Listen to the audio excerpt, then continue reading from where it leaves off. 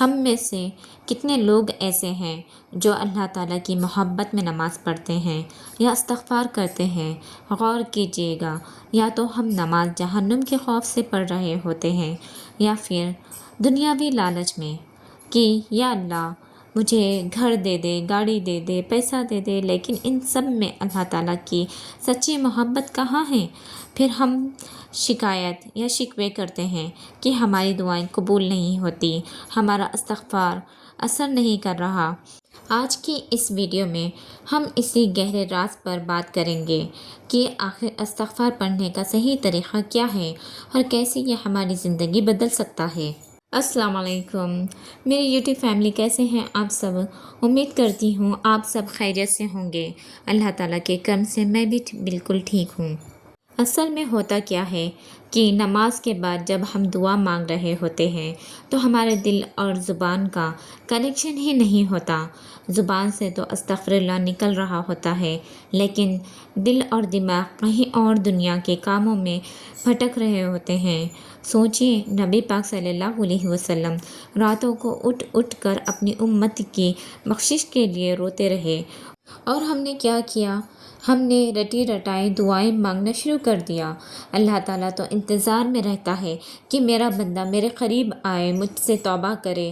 ہم نے دنیا کو خوش کر کے دیکھ لیا، کیا ملا؟ کچھ بھی نہیں۔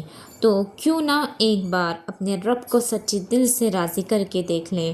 اگر اللہ راضی ہو گیا تو وہ سب کچھ مل جائے گا جس کا ہم نے کبھی گمان بھی نہیں کیا تھا۔ اللہ کی محبت کو شدت سے محسوس کیجئے۔ اس نے ہمیں تندرست بنایا، بولنے اور سننے کی صلاحیت دی۔ جب ہم صبح اٹھتے ہیں تو سب سے پہلے موبائل دیکھتے ہیں یا دنیاوی کاموں کی فکر کرتے ہیں؟ کبھی سوچا ہے کہ صبح اٹھتے ہی پہلا کام اللہ کا شکر ادا کرنے کا ہونا چاہیے؟ وہ چاہتا تو رات کو سوتے میں ہی ہماری سانسیں چھین سکتا تھا۔ کبھی کبھی ہم کوئی چیز بہت شدت سے مانگتے ہیں پر وہ ہمیں نہیں ملتی، ہم اداس ہو جاتے ہیں، لیکن یقین مانیے یہی اللہ کی محبت ہے۔ وہ جانتا ہے کہ وہ چیز آگے چل کر آپ کو تکلیف دے گی، اور ایک ماں سے 70 گنا زیادہ پیار کرنے والا رب اپنے بندوں کو تکلیف میں نہیں دیکھ سکتا۔ جو فرشتے سارا دن ہمارے گناہ لکھ کر اللہ کے پاس جاتے ہیں، یہی اللہ اگلے دن انہی فرشتوں کے ہاتھوں ہمارے لیے رزق بھیجتا ہے۔ سبحان اللہ۔ استغفار کی طاقت کو سمجھنے کے لیے میں آپ کے ساتھ 2 واقعہ شیئر کرتی ہوں۔ پہلا واقعہ حضرت عمر بن عبدالعزیز کے دور کا۔ ایک شخص قرض اور تنگدستی میں ڈوبا ہوا تھا۔ ایک عالم نے اسے مشورہ دیا کہ اللہ پر پورا توکل، بھروسہ رکھ کر کثرت استغفار پڑھو۔ اس نے ایسا ہی کیا اور کچھ ہی دنوں میں اسے بہترین کام مل گیا اور اس کا سارا قرض اتر گیا۔ دوسرا واقعہ ایک بہن کی سچی کہانی۔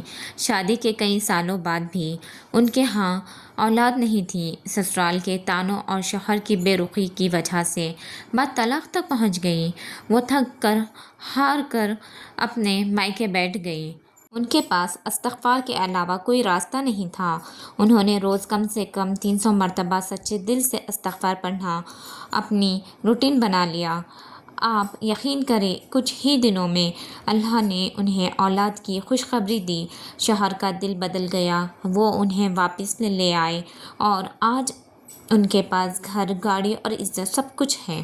استغفار پڑھنے کا صحیح طریقہ۔ استغفار اصل میں اللہ کو منانے اور اپنے گناہوں کی معافی مانگنے کا نام ہے۔ جیسے کھانا، پینا اور سونا ہماری زندگی کا ضروری حصہ ہے، ویسے ہی استغفار کو اپنی زندگی میں شامل کر لیں۔ آپ اپنی سہولت کے حساب سے ان میں سے کوئی بھی کلمہ پڑھ سکتے ہیں۔ استغفر اللہ کے جو بھی کلمات ہیں، جو بھی کلمے ہیں، وہ آپ پڑھ سکتے ہیں۔ استغفر اللہ سب سے آسان ہے، جو چلتے پھرتے، اٹھتے بیٹھتے آپ آسانی سے پڑھ سکتے ہیں، چاہے آپ سسرال میں ہو یا کوکنگ کرتے ٹائم پہ یا کچن میں ہو یا بچوں کو کھانا کھلا رہے ہو یا بزی ہو آپ۔ جیسے کہ اپن اپنے کام میں آج کل لیڈیز بہت زیادہ بزی ہوتی ہے، اتنا ٹائم نہیں ہے کہ چلو اب میں تو بالکل نہیں پڑھ سکتی اتنی تعداد میں، اتنے زیادہ، تو آپ چلتے پھرتے ہی استغفار پڑھ لیا کریں۔ میری آپ سب سے یہی درخواست ہے کہ آج سے ہی استغفار کو اپنا لیں۔ اللہ تعالیٰ کو ایک نوجوان کی توبہ سب سے زیادہ پسند ہے۔ جب آپ نوجوان سچے دل سے توبہ کرتا ہے تو زمین اور آسمان کے درمیان سے عذاب ہٹا لیا جاتا ہے۔ اللہ پاک کو اپنا دوست بنائیں، اسی سے اپنے دل کی باتیں کہیں۔ اللہ سے دعا ہے کہ وہ قیامت کے دن ہمارا نام عمل ہمارے داہنے ہاتھ میں دے اور بغیر حساب کتاب کے جنت میں داخل عطا فرمائے۔